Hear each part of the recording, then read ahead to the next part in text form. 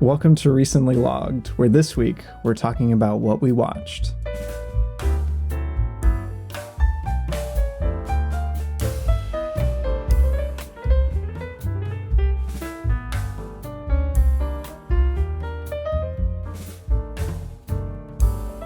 Lame. I'm sorry. I did a generic intro. I couldn't come up with anything.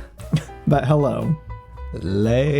I'm Robbie. And I'm Micah. And this week we're talking about a bunch of movies that we watched over the past said that, Robbie, past 3 weeks. That can't be 3 weeks. 3 weeks? Something like that. I don't know. It's been a long time. That's crazy. I've watched so few movies. I need to bring my movie average up again. But yeah, since we didn't do a What We Watched segment on our last episode covering Alien Resurrection, and we took like a week break between Knock at the Cabin and Alien Resurrection, we're doing a big long episode covering all of the stuff we watched between the release of Knock at the Cabin episode, not the movie, and current day, which is June 5th, I think.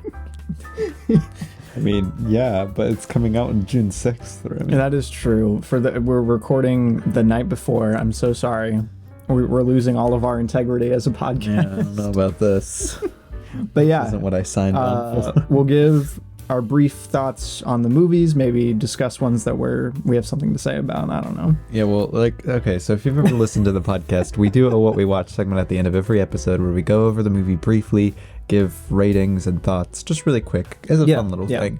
This is that, but our longer. Thoughts are less brief. Yes. That's about it. Yeah. So we could take 30 minutes to talk about one movie. We've done that before in a What We Watched episode. Indeed we have.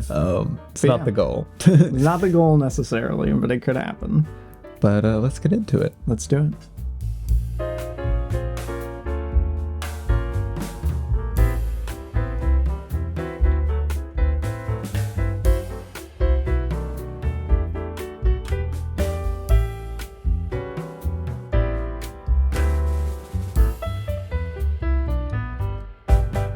All right, so as previously stated, we're going from May 15th, when we rewatched Knock at the Cabin, onward. So the first thing I watched after that was on the 17th, and I watched True Lies, which is one of the James Cameron blind spots I was trying to get True Lies, Robbie? That doesn't make any sense. True Lies, what a dumb title. It's an oxymoron.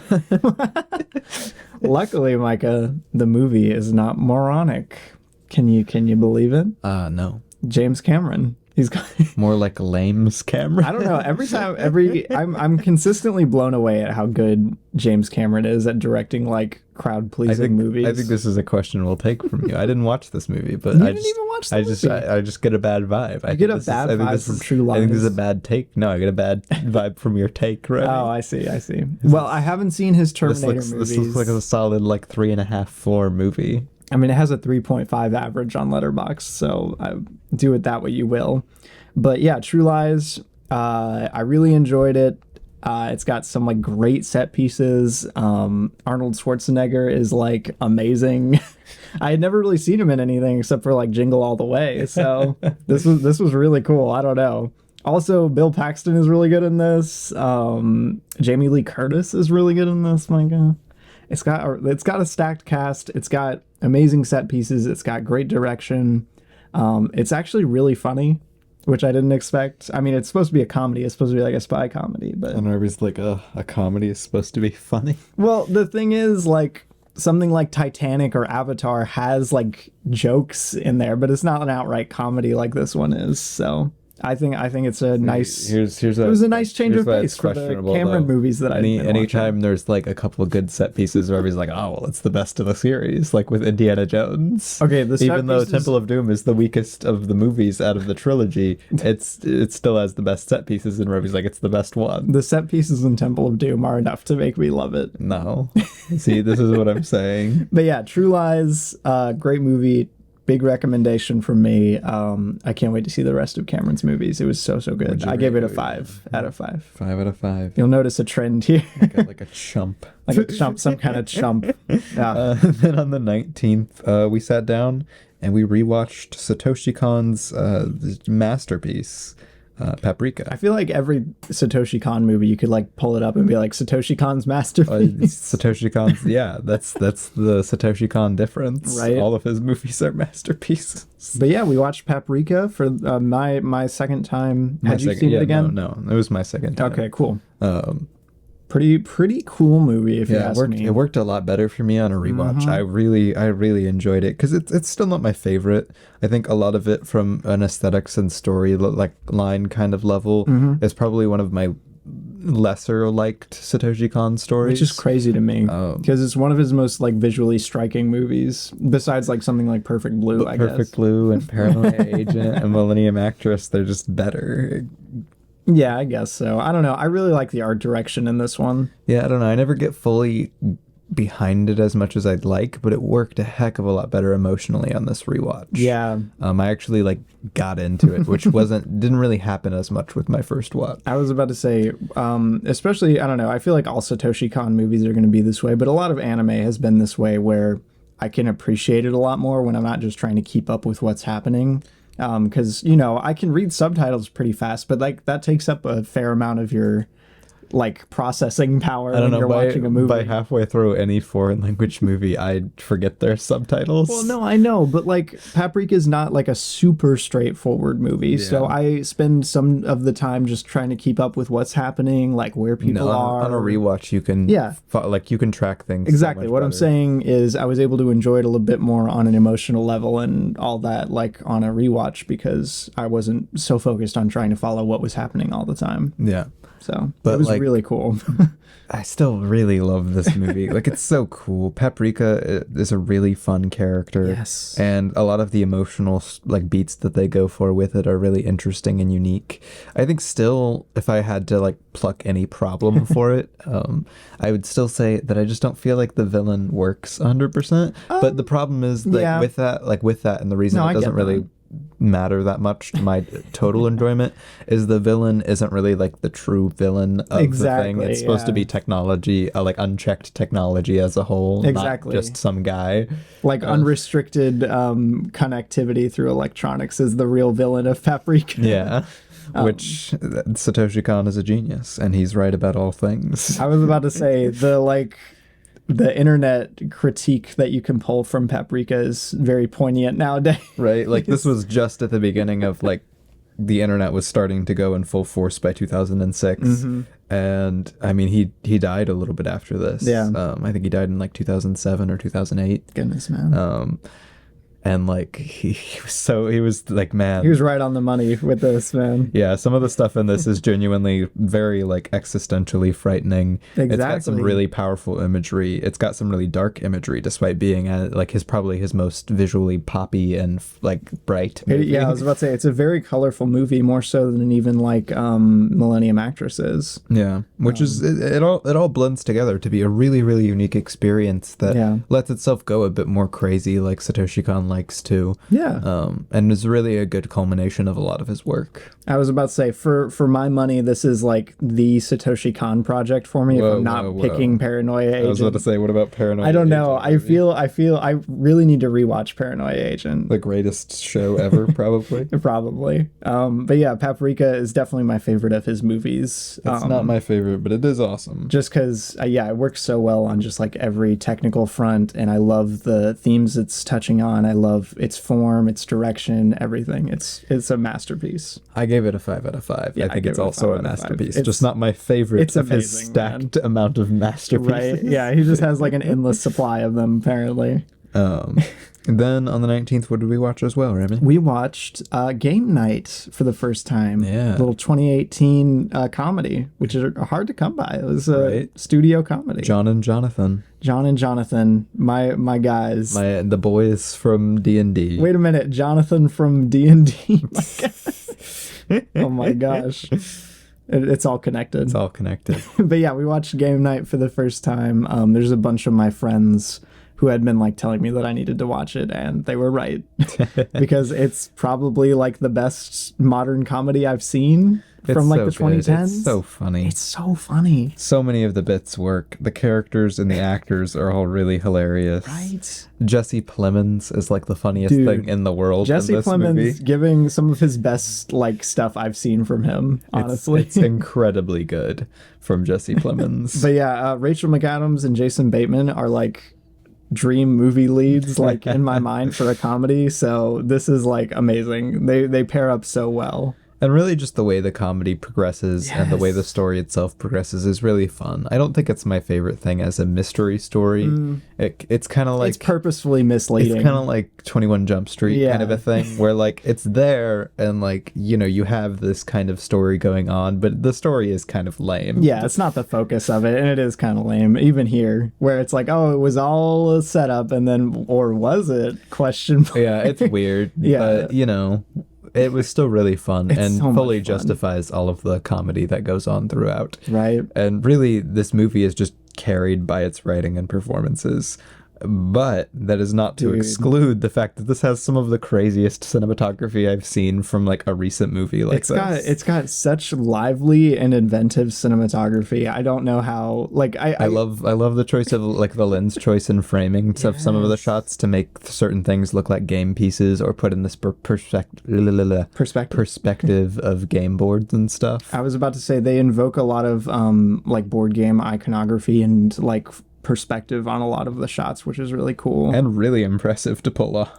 Yeah, no, it looks so good. There's some crazy fun one takes and set pieces, and all around it's a really fantastic movie. Honestly, it just makes me so happy to see like comedic filmmakers that are dedicated to actually like making a movie beyond it just being funny, because like obviously you want it to be funny. Robbie, I thought you said that comedies were too focused on other things and there weren't enough just comedy movies. Well, no, I'm saying the writing is too unfocused nowadays to actually make like a pure comedy, like something like Game Night. And yet Game Night was made in 2018. Yeah, Game Night was made. It's a miracle, honestly, I think. D&D is another good example, actually, the new Dungeons and Dragons movie. Same directors, but they made more of a full-on comedy. It has a bit more action. It's but it's still I think relatively focused. Falls apart there, Robbie, because I think D&D is about as focused as most of the comedy movies that have come out recently. But it's actually funny, Micah. That's a real important piece in that puzzle, is that it's actually funny. Comedy's subjective, Robbie. It is. I'm sorry. I loved Game Night, though. I gave it a 5. I gave it a 4.5. Great movie. Yeah. Great movie. It's so good. Go watch it if you haven't seen it. Oh yeah, and for context here, Robbie doesn't give out 4.5. So I feel like I gotta sprinkle that every time. What is your deal with this 4.5 stuff? Because especially this next movie is not a 5-star movie, and you keep giving out like 5-star, 5-star, 5-star, 5-star, 5-star. It's like a weak 5-star, but it's like some kind of 4.5. Oh my gosh. But then on the next day, I think, the 20th, we headed. Can't speak today. We went out to I spoke way too much today. I just taught for like 6 hours today. So yeah, but we went out to the theater and we headed out. We headed out and we drove to Atlanta to watch Paul Schrader's new film. Yeah. Master Gardner. Master Gardner. Very, very cool film. It is a very cool film, I would say. I'm a big Paul Schrader fan. I really Everyone make a surprised sound. I really love his writing style, and of the few movies I've seen that he's actually directed, I've been a pretty big fan of his like directorial style. This is like just like the most Schrader-y movie ever, especially like old Schrader. You can really tell, like, not that his talent is any less, but you can just tell it was written and directed by an old man. An old man, yeah. But it's a really fun, interesting, kind of unique story. I think I've been thinking about it a lot lately. It's really kind of fun and like relaxing and nice to just sit with, while also having kind of a really unique story and cool emotional core to it. And some great performances. Yeah. Joel Egerton in this is really good. I was about to say, Joel Egerton is amazing in this. Sigourney Weaver is doing something. I'm not sure if I totally love it, but she's doing something. She's doing something. But yeah, no, it really is impressive how like how well it comes across thematically and like everything, considering its content. Right. And like subject matter. But it ends up, or at least in my mind, it ended up being like a very beautiful movie, which I didn't fully expect. Right. I know a lot of people like had experiences where people would like walk out of their theater with this one, which it's not like a super explicit movie or anything. No. It's just very interesting if you get the plot explained to you. Well, yeah, no, it's kind of strange. I don't know. I really like what it's going for though. Like, but Paul Schrader, like that's kind of his thing, is writing usually kind of uplifting or poignant stories about usually grabbing from some kind of tragic, not great person's life. Yeah. Which Master Gardner falls under that. I was about to say, which Master Gardner kind of captures really well. Mm-hmm. I wish it was a little bit more focused, and I wish it was a little bit more like dreamy. I wish it went for it a few more times. Like there's a dream sequence in it that's just absolutely like, it's one of the most beautiful, like show-stoppingly beautiful sequences I've seen in a movie this year. And really, despite the movie being kind of ick in some ways, it turns out to be like a really beautiful, hopeful, very redemptive story. I was about to say, hope is a very and redemption is a very central theme to Master Gardner, and I think I love it all the more for that, you know. But yeah, great movie. Great movie. Big recommendation if you're up to it. Big recommendation if you like Paul Schrader characters who journal in the dark. The little notebook in the dark. Yes, it returns. I gave it a 4.5. I gave it a 5. I honestly, I don't know. And like I said, week 5, but it's there. Then on the 20th, what did we watch, Remy? We watched a little film directed by Shane Black called The Nice Guys. The Nice Guys. A Letterboxd classic. This was a rewatch for me. I had just watched it pretty recently. It's my first time watching it. Big Ryan Gosling fan, so huge Ryan. This is a big moment for me. This is like his best role, Robbie. I wouldn't go that far, but I would. He is very enjoyable in this. But it's his best role, Robbie. Name another role where he's this expressive and allowed to have this much fun. I don't know. La La Land. Micah? Incorrect. Incorrect. He's not as zany in La La Land, but he is really fun in that movie. You gotta at least give me that, Micah. But he's better in this movie, is what I'm saying. But yes, we watched The Nice Guys. I don't know. It left me feeling kind of sad because it didn't really work for me that well. It obviously has a lot of craft and like a good spirit and fun direction, fun aesthetic ideas, good performances. It's a good movie by all account. A great movie even. I don't know. It works a lot better on paper for me than it did in practice. It's kind of missing that juice that it needs, you know? Not the juice, really. I don't know what it is. There's just something holding me back from like totally letting myself like surrender to it. I don't know what it is. There's some like, I don't know if it's like some editing thing or aesthetic thing. It's just you being you. I mean, it's like Mulholland Drive all over again. I don't know. You watch a really great movie and you're like, eh. I never found myself totally immersed in the movie, which is a shame because it seems like a really cozy movie. No, I think it's a really fun, like just goofy, enjoyable movie to be in. It's doing a kind of comedy that you don't get very often anymore, where it's just trying to be a little stupid and have a lot of fun. Yeah. With really 2 great leads. Yeah, Ryan Gosling is doing everything. He's Russell amazing. Crowe is really fun. Russell Crowe's really fun, and they play off of each other really well. Yeah. All of the side characters are really fun. Side characters, the locations are cool. The action sequences are fun. The cinematography. Actually, the action is like one of the standouts for me. I really enjoyed those. The lighting's really unique, and really, it's just funny. And it's one of those movies that I feel like Robbie has been. It's like those people who quote The Princess Bride all the time, and then somebody who hadn't seen it watches it after hearing that all of their life, and they're like, was never really able to fully get into it. I was never able to fully feel what it was doing. I think that's why, because I've always heard so many people like post images of quotes. I don't know. Stuff. I just never found myself invested in any of the characters, like outside of just, they're funny, you know? But they literally go out of their way to give them pretty good emotional stories. Like the whole thing is Ryan Gosling's character like having his realization about his life. But like I just never really cared that much. And maybe that's on me. I don't know. I think that's on you. I want to give it another shot sometime, but I wanted to love it so much more than I did, and it made me sad. But it was a great movie. It was a frequent occurrence with Robbie. But I gave it a 4.5. I gave it a 4 out of 5. Nice Guys. Solid. Nice Guys. Oh yeah. I forgot about this. Not the next day, 2 days later, I went out to an advanced AMC screening for The Flash, the new Flash movie, with a bunch of cameos in it. Whoa. That's like the defining trait of it, I guess. Robbie, you wanna get nuts? Let's Wanna get nuts. It's the line from the other Batman movie. Micah, he says, "Yeah, I'm the Batman." Because it's the line. Okay, the other to be Batman perfectly frank, movie. I don't want to. I know I'm not supposed to talk about it too much. I know the release is coming up pretty soon, but that is like the most cringe part of the movie. I don't know. They mentioned at my screening that this wasn't the final version, so it could change. There was no post-credit scene. There was no credits. But what I did watch, I enjoyed more than I thought I would. It avoids a lot of the pitfalls that I assumed it would kind of fall under, like in its comedy. It's not nearly as grating as I thought it would be.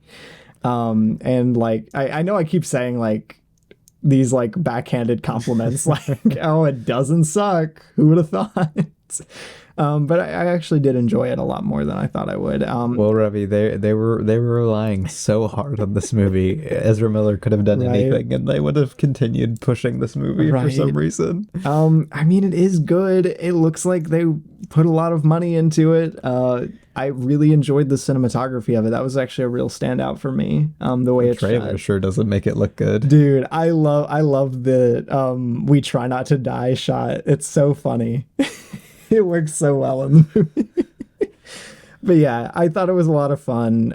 It kind of works in almost like this comic, like modern day CGI comic book maximalist way. Not all the time, but in its final action stuff, a little bit, which I admire. And its nice gray backdrop. I was about to say there are so many like laughably dumb elements in the movie, but I think it works pretty well in spite of those. So I ended up giving it a 4, week 4. But I did enjoy it quite a bit. I'll probably try and see it again once it's released. It was fun. But well, on the 23rd, I went into my bedroom. Wow. And slid a Blu-ray into my PS5 and watched the highly anticipated sequel to The Shining. Who was highly anticipating I was Dr. highly Sleep? anticipating Dr. Sleep. Well, that's true. You were. Oh. I was too. But yeah, Dr. Sleep. That's what it was that I watched. Mike Flanagan's 2019 sequel to The Shining. Very, very cool film. I'm a really big Mike Flanagan fan. He's a Flanagan guy. A Flanaman. Oh, no. I think he does really unique and fun and really great stuff in the horror genre. So I was really excited and curious after just watching The Shining to watch this movie. And it's odd. It's very odd because, like, how do you go about making a sequel to The Shining? And right. It does that by, like, not being a sequel to The Shining for most of the movie and then kind of being a sequel to The Shining for half of the movie.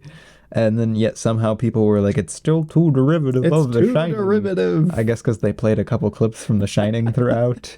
And the clip show, Micah? The end takes place in the Overlook Hotel, so boo Overlook Hotel's the most boring location ever. Right. But I thought it was really unique and I really loved the main leads. Rebecca Ferguson is great in this. Ewan McGregor is great in this. It's a really, really fun movie. You got Cliff Curtis in it. He's always fun.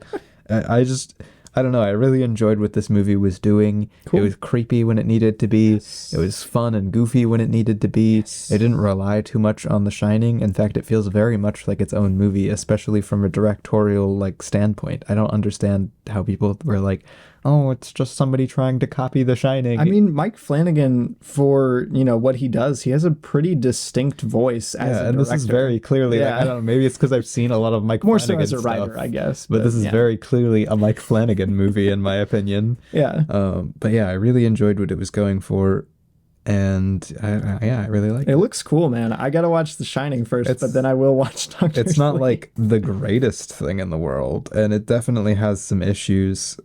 I think really a couple of the character things just don't work as well as they could. And I really want to see the director's cut because if I understand, it gives people more time in this. Nice. Because despite it being like 2.5 hours, it still feels kind of rushed at parts. Too ambitious it's a really for that runtime. big film. Yeah. So I'm very interested to see the director's cut. Yeah. I give it a 4 out of 5. Very cool. On the 23rd, I watched a little ditty called Murder Mystery. You might remember it from 2019 if you have a Netflix subscription.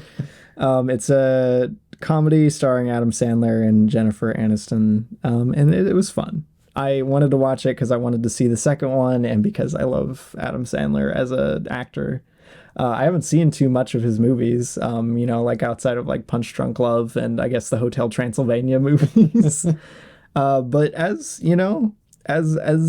Adam Sandler performances go, you could do a lot worse than this, I suppose. I hear he's like really bad in some movies, but this was pretty fun.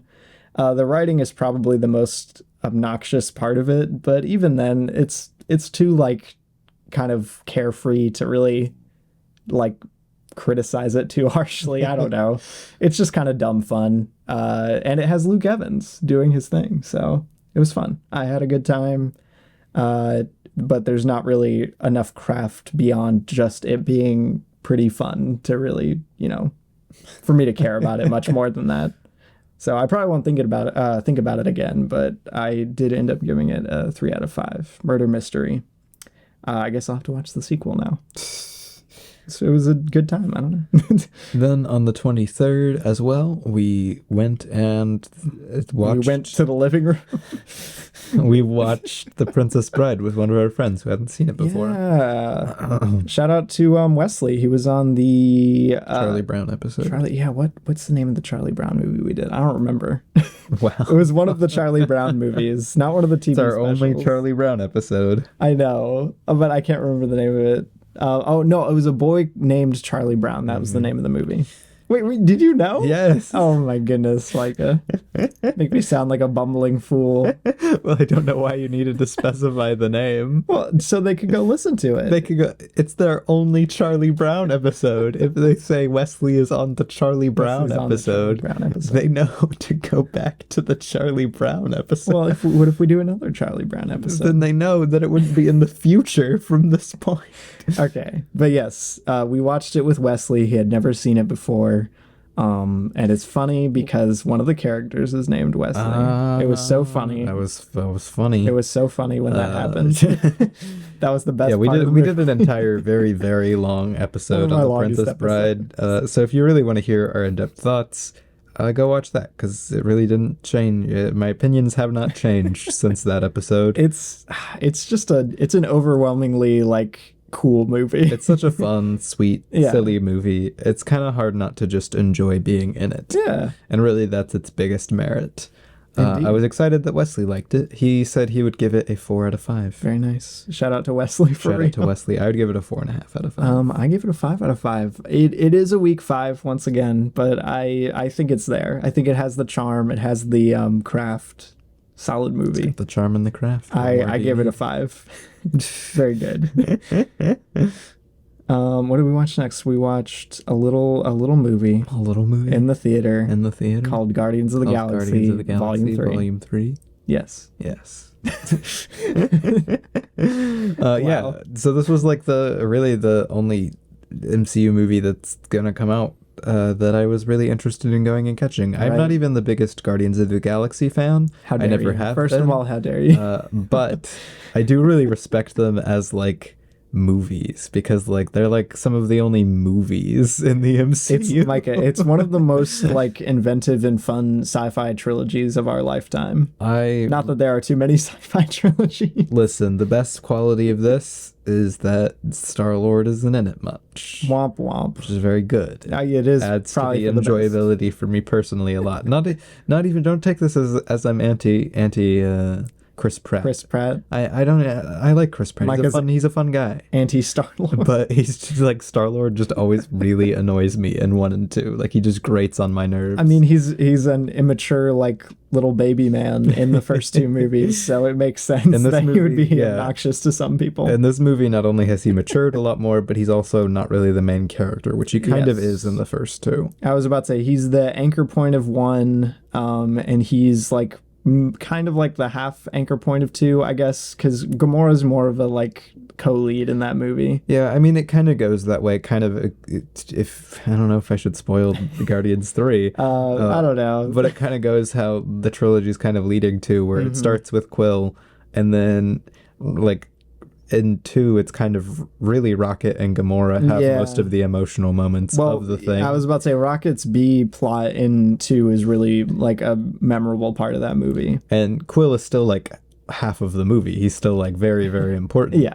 But the other half very much is Rocket and Gamora. Yes, absolutely. And then the third one, it's very cool.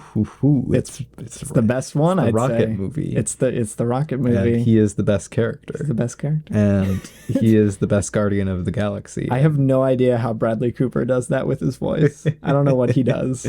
Robbie, Bradley Cooper knows no limits. Bradley Cooper could play anyone. He could be anyone. He could be me right now. He could be you right now, and I would be like, "Oh, it's Bradley Cooper." Bradley Cooper. He did it again. I wouldn't even be surprised. That's how good Bradley Cooper is. Man, what a fun movie though. Like Volume 3, I think is like probably one of the most, probably the most moving movie of the trilogy. Like it's probably one of the most emotionally moving movies in the MCU, and it manages to be really fun on top of that, and really inventive. And it's a really sweet direction to take the characters. Almost all of the characters finish arcs in a really satisfying way. Yes. I can't tell you how happy I was about It's trying desperately to recover from what happened to the poor Guardians in Endgame, Infinity War, and Thor: Love and Thunder.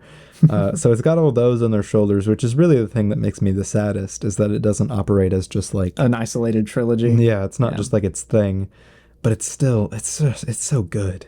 This movie, it's a beautiful film. It's really, really good. I love what it's doing emotionally. It got me. It got me. It's so good. It's very well shot too, I will say, especially compared to the modern MCU stuff that's been coming out. It looks amazing. There's still some editing moments and some certain things, even some of the writing. I'm not the biggest fan of a lot of the comedy in this. It feels a bit more out of place than it does even in the first 2. Because the first 2 are a lot more comedic than this movie is. Yeah. But I really love where it leaves the characters, and I would just watch this movie again. Yeah, right away. Easy. But yeah, it's probably my favorite of the trilogy. I ended up easily my favorite of the trilogy. I ended up giving it a 5 out of 5. Gave it a 4.5. Very nice, very nice. Also on the 27th, I finished watching Lupin the Third, the woman called Fujiko Mine. Yeah, you talked about this one a little on the Knock at the Cabin episode. Very, very, very, very, very, very, very good show. It's really, really cool, especially by the end. In fact, it's not really something you should watch only a couple episodes of. It kind of does not work as a show if you don't watch the entire thing. Yeah. But I really love what it's doing. Fujiko is obviously one of like just the best characters. She's really, really cool. And I love that this movie, or this show rather, just really loves Fujiko. And it really loves her as a character and gives her so much depth and independence, and completely takes a lot of the things and even a lot of her origins and kind of turns them on their head. And it's a really cool, unique story that was very cool that it was like one of the first Lupin projects to pretty much be a majority women writing team, and a lot of directors on the show were women. Yeah. And like that doesn't really happen. That's unprecedented, Which is, it's just cool. And the animation style is gorgeous. I found out that one of the directors is the person who directed Samurai and created Champloo. Samurai Champloo. Yeah. You can see the stylistic similarities. But man, it's just beautiful. The craft on display and the character writing, and each individual episode is just really, really fun. And it handles its very adult themes and subjects very, very well, in my opinion. Which is, again, very unexpected for, like, when it was made and, like, where it came from, you know? It's, I don't know. 2012, very TV mature, Lupin the Third show. I would not expect that from that, but I'm very excited as a Lupin enjoyer myself. I'm pretty pumped to check it out. I give this show a 5 out of 5. Wow. Who'da thunk it, Micah? That's pretty crazy. Who would have thunk it? On the 28th, we rewatched Punch Drunk Love. And I showed it to my girlfriend. Showed it to your girlfriend. Which was cool. She had never seen it before, and I was randomly on a Sunday afternoon like, oh man, I kind of want to watch Punch Drunk Love. Paul Thomas Anderson's Punch Drunk Love. I was like, Haley, come over and watch Punch Drunk Love with us.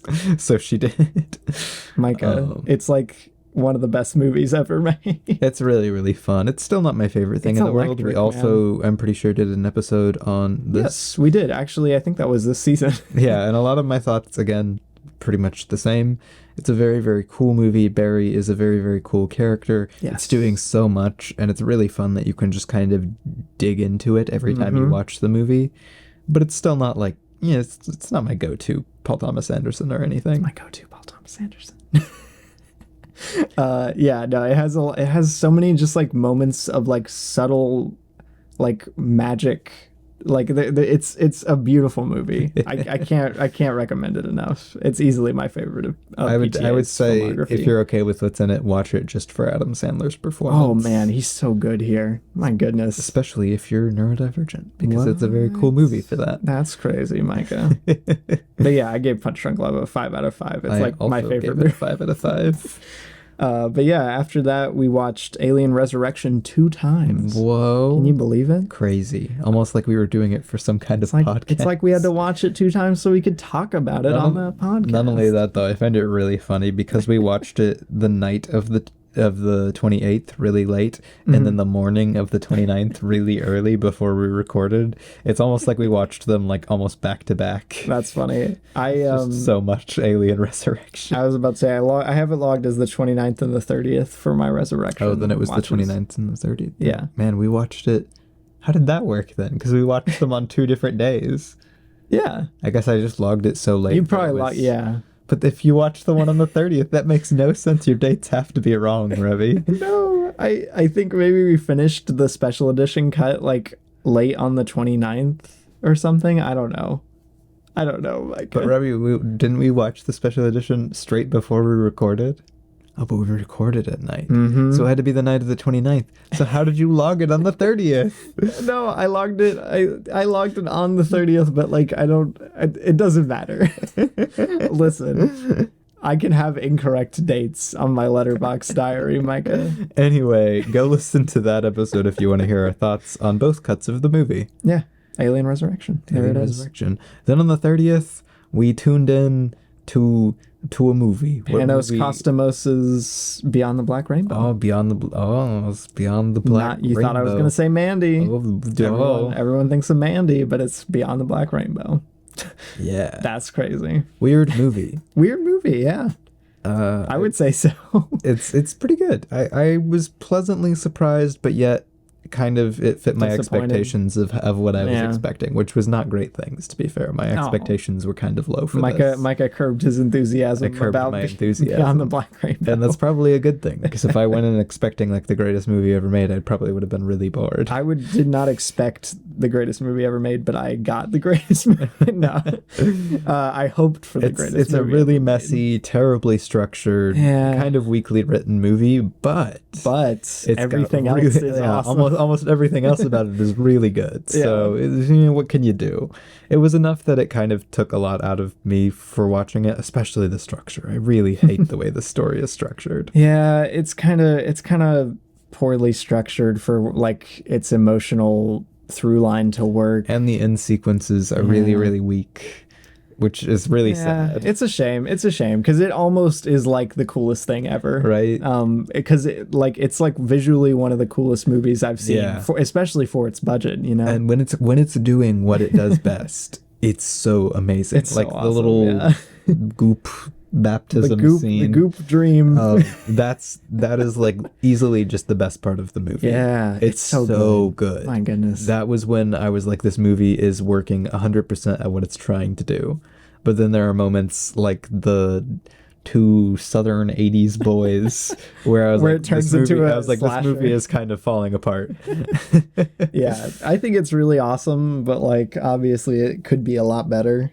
I don't know. I ended up giving it a 4 out of 5. I gave it a 3.5 out of 5. So I still really liked it. Yeah. It's just definitely messy. It is, for sure. Makes me more sad than anything else because it really could have just been fantastic. Yeah. But instead, it's just like it's good. Yeah. Next day, I sat down and watched The Beyond, which is my first Lucio Fulci. I'm not sure how to pronounce his name. I'm so sorry. Fulci. I don't know. I'm so sorry. I don't know Italian. Lucio Fulci is what I would go with, but I don't speak Italian. Felucci or Feluci. I don't know. One of the two. But very towering figure in like the slasher Italian scene. I can't remember the term for it. There's a term for it. Slasher Italian scene. No, there's a whole term for that movement, but I can't remember what it's called. But it's called The Beyond. The movie that I watched is my first movie from this director. It's very cool. It's very goopy, which is a fun thing to be, goops, I think. Very gooey, very goopy. It has bugs and zombies and like possession and blind people with dogs, which seems to be a common thing amongst these like Italian slashers. It's always someone who's blind for some reason. Which, I mean, the blind character in this, very cool. One of the coolest parts of the movie. But, yeah, it was cool. It's got some fun atmosphere. It's got a cool mystery, and it's scary when it needs to be, you know? It's got some fun crash zooms.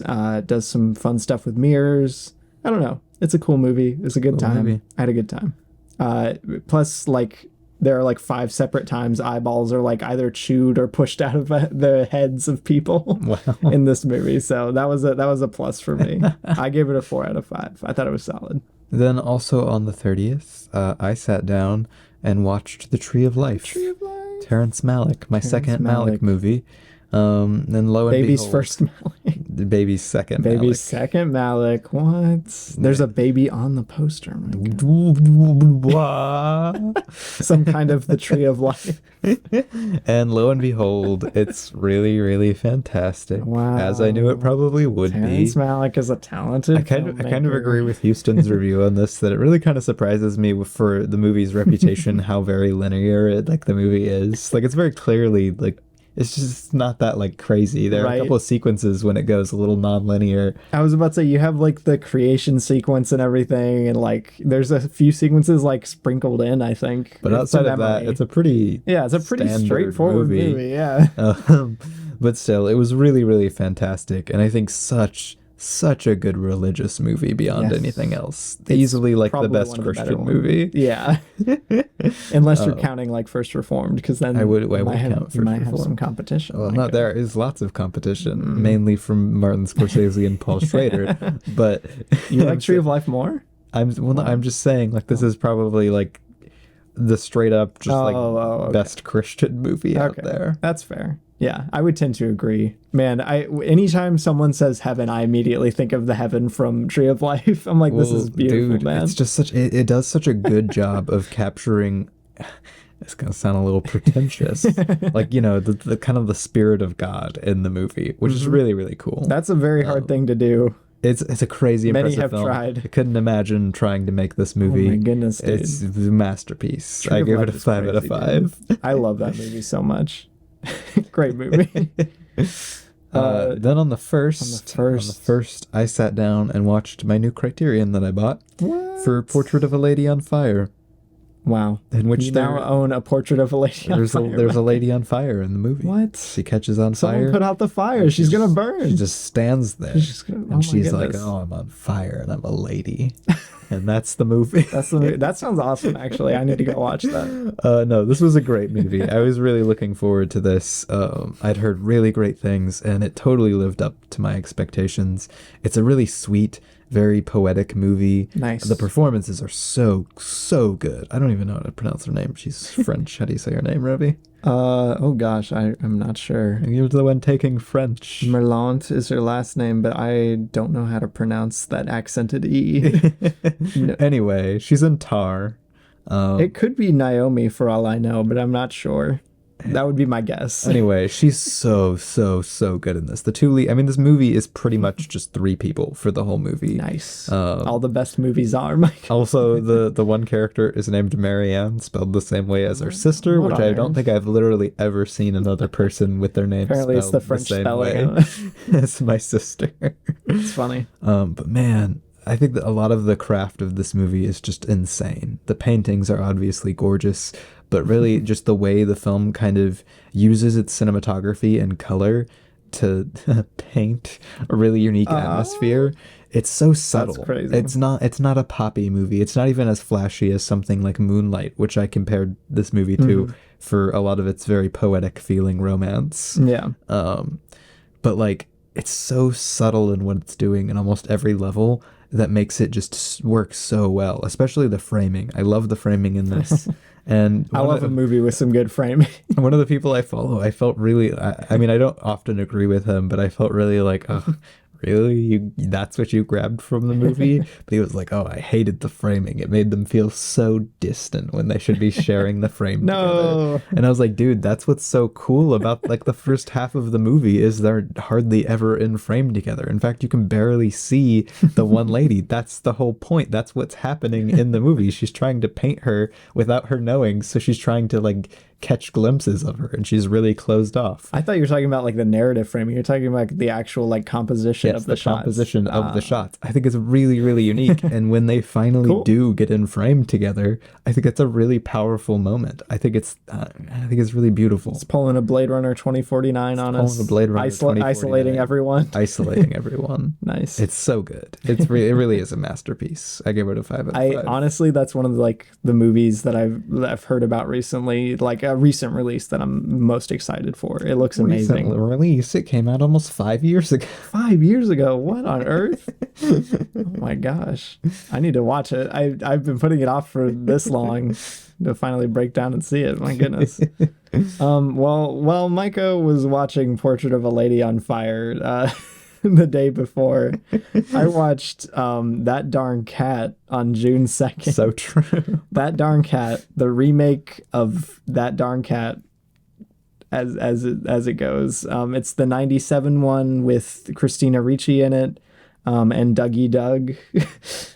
It's good. How does a 90s movie pull off the joke of That Darn Cat that was only funny because the first movie was like a 30s movie or something? You know what's really funny, Micah? Because the main character, Christina Ricci, is like supposed to be like this goth girl, like kind of thing, like emo goth kind of, but like not like to a cartoonish degree like you see in a lot of 90s movies. Yeah. But like this one feels pretty realistic, and actually a lot of the reviews were praising the movie for that. But like the whole thing is like she's chewing out her mom for not using profanity for a lot of the movie. And it's actually pretty funny. I'm like, that's a good direction to take it. But yeah, That Darn Cat, the cast is fun. The bits work pretty well. A lot of the setup and payoff is kind of sloppy, and the second act is really messy, but I really enjoyed it for what it is. It basically escalates into just a screwball comedy by the end, which I always love. I always particularly appreciate the screwball comedy. The screwball comedy, of course. But yeah, no, it's a cozy movie. It's definitely better than the original in my eyes. Not that the original was like some towering masterpiece of filmmaking. Oh, Robbie, everybody looks to the original of That Darn Cat for cinematic animal movies. I see. But yeah, That Darn Cat, it was a good time. Certified good time. I give it a 4 out of 5. Fun movie. Nice. Also, same quality as The Nice Guys, apparently. If you're comparing my ratings. On the second, which was Haley's birthday. Happy birthday, Haley. Happy birthday, Haley. I went over to her house and I rented. Well, no, actually, I bought it. Micah. Evil Dead Rise because we wanted to watch it together. So we watched Evil Dead Rise. Who doesn't like Evil Dead Rise? This is the second time I've seen it. First time I saw it in the theaters, and while it's not like quite the same as watching it in theaters, I was actually really pleasantly surprised that I almost had more fun with it, and that could arguably just be because I was watching it with my girlfriend. I feel like but it's a really good like at-home movie. I was about to say, I feel like it would benefit from like just turning it on late at night, like at home. Yeah, like that's such a good atmosphere for the movie. And It was a really fun on a rewatch. It's still not like my favorite Evil Dead thing. It's got some... It's a high bar. Kind of weak things, in my opinion. Mainly just the script. But literally outside of the script being just kind of... It's not even bad. It's just kind of eh.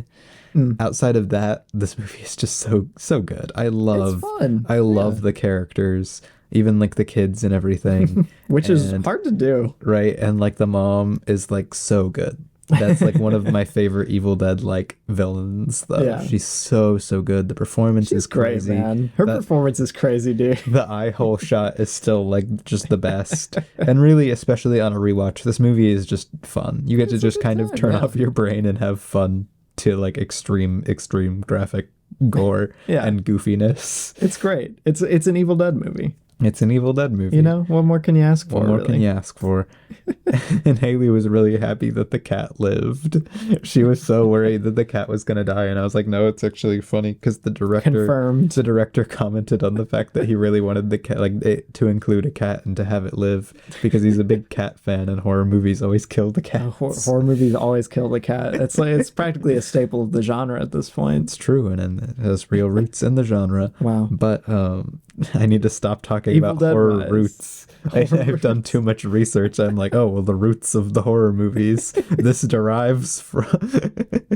Wow. But yeah, Evil Dead Rise. Evil Dead Rise. Very, very fun. I'm glad I own it. I gave it a 4 out of 5. Very cool. And then the next day... The very next day... We used our AMC A-list. I'm an A-lister now. I finally convinced him. I'm finally an AMC A-lister. I wore him down. And we went out and we saw Spider-Man Across the Spider-Verse. And it's really, really good.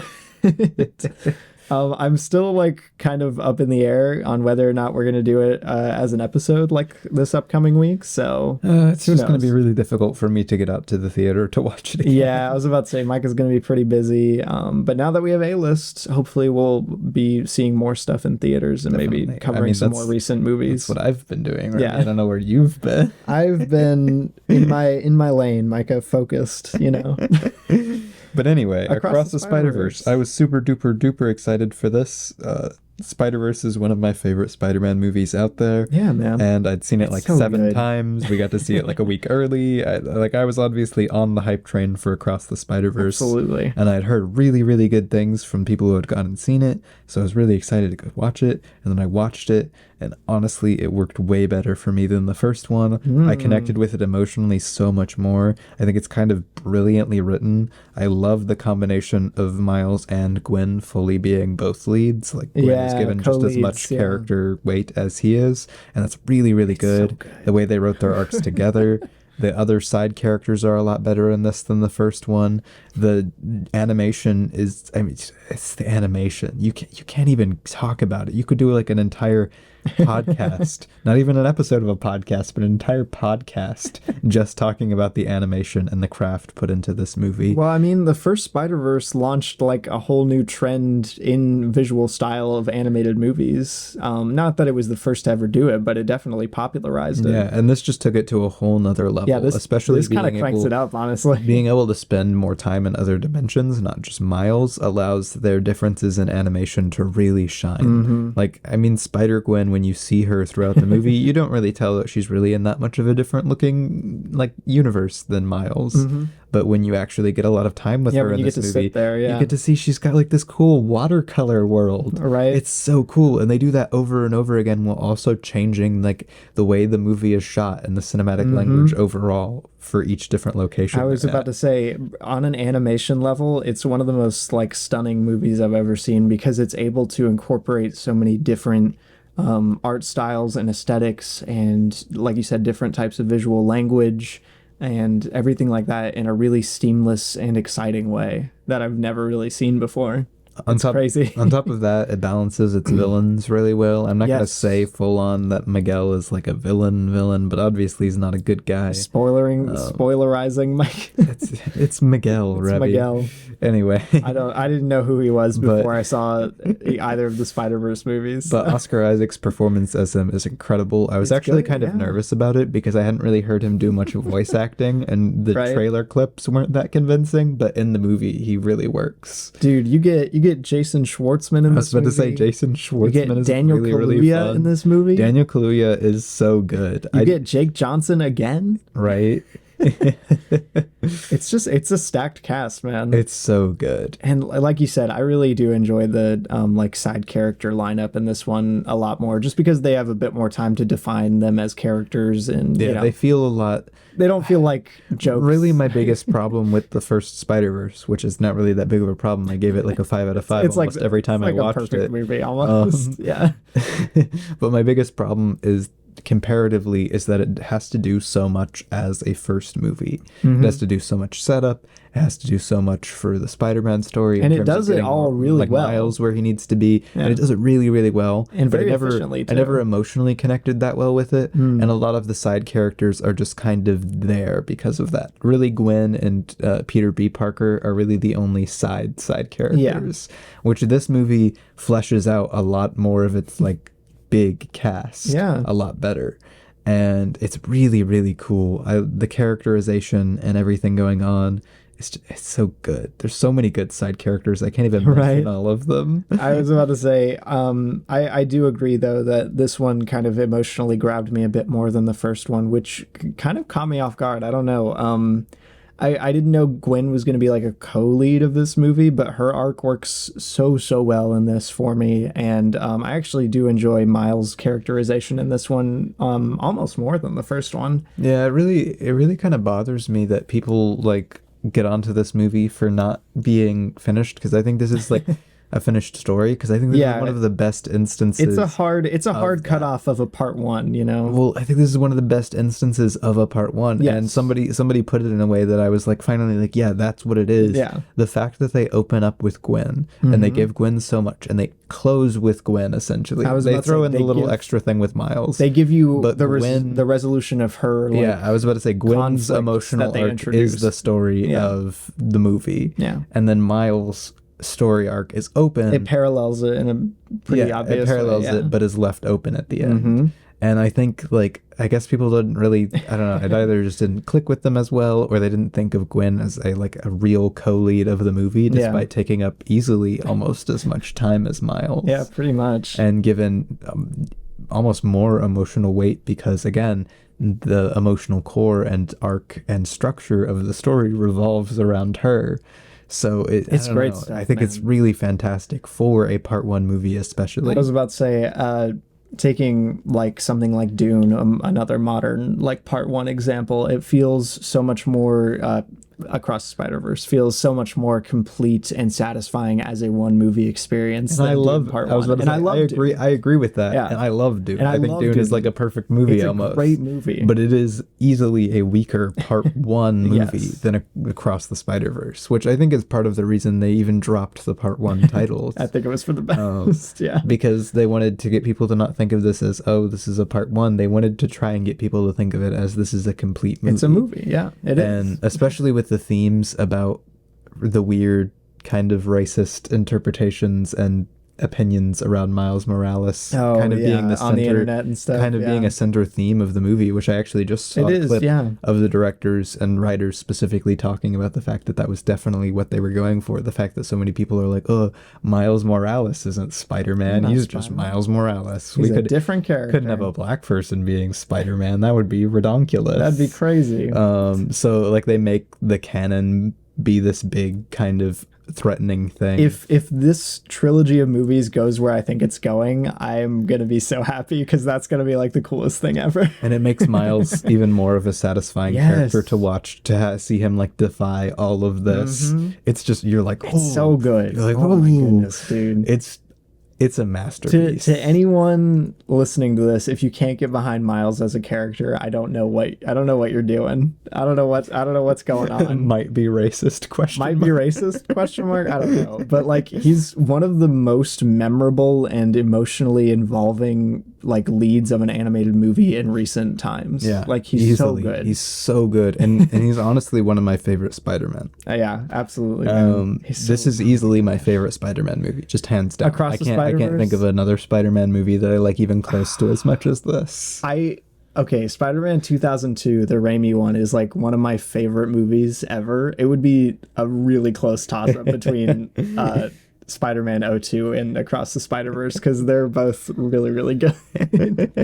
Yeah, like, but yeah, no, go watch it's amazing. this movie. Please go watch it. Yeah, it's doing really well, which is awesome. I mean, I knew it was going to. It's Spider-Verse 2. I was going to say it's the sequel to Spider-Verse. Like, of course it's going to do well. Spider-Verse is like one of the big landmark animated films of our lifetime. Currently, it's like the top-rated superhero movie on IMDb. It's the top-rated movie like on Letterboxd. Narrative movie on Letterboxd, which is crazy. Which I'm sure neither of those stats it's will not last. Stay there, no, but still, like, it shows the power and energy this movie has behind it, which it totally deserves, and is so. I can't wait for part 2. It's honestly, Across the Spider-Verse is one of the most like mind-bogglingly, amazingly well collaborated movies I've ever seen, because it spans so many artists and also feels totally cohesive, which is crazy to me. Yeah, there's really only one thing that feels kind of sloppy about it, and that's some of like the cameos. And even then, I don't know, coming from this movie, it feels a lot more tongue in cheek than a lot of other MCU kind of related things would. I was about to say, I don't want to, and I mentioned this in my review actually, I don't want to attribute all of the movies like fun spirit and like craft to Lord and Miller, but they are really good producers. Those really feel, well, they're also they wrote. Yeah, no, I get that. They are like creative heads of the movie, and they directed a lot of the artists, like not in the direction sense, but like they helped a lot of the artists and stuff like that. But those moments, but you really could feel like specifically the way the cameos are handled. They feel very much like Phil Lord and Chris Miller moments. Yeah, which is a good thing. Yeah. So it's amazing. Yeah, it's such a good movie. And I gave it a 5. It's my favorite of the year so far. My favorite of the year. It beat out Are You There, God? It's Me, Margaret, which made me sad. Top 5 of the decade. Ooh, wow, I haven't made a decade list, so I couldn't comment. But it's up there. It's really amazing. I gave it a 5 out of 5. I also gave it a 5 out of 5. I am hoping to go watch it again soon. Yeah. So, but that is it. That is what we watched. It's what we watched. You've now heard it all. You've heard it all. Just when you thought you'd heard it all, then you heard what we watched. Amazing. But yeah, thank you guys for listening. Yeah, thanks for tuning in. I've talked way too much today. I've talked like 90% of the time I've been awake today. Goodness, man. And I had to like do a big loud booming voice for a classroom of 24 children. Sounds like a bad time, Micah, personally. I would not want to do that.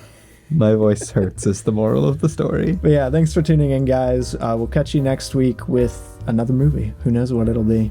Yeah. It's a mystery. Whoa. Figure out all the clues we left in this video. All of the subtle Easter eggs. If you listen through 5 times, maybe you'll find something. Or maybe we'll find something. Maybe we'll find something out.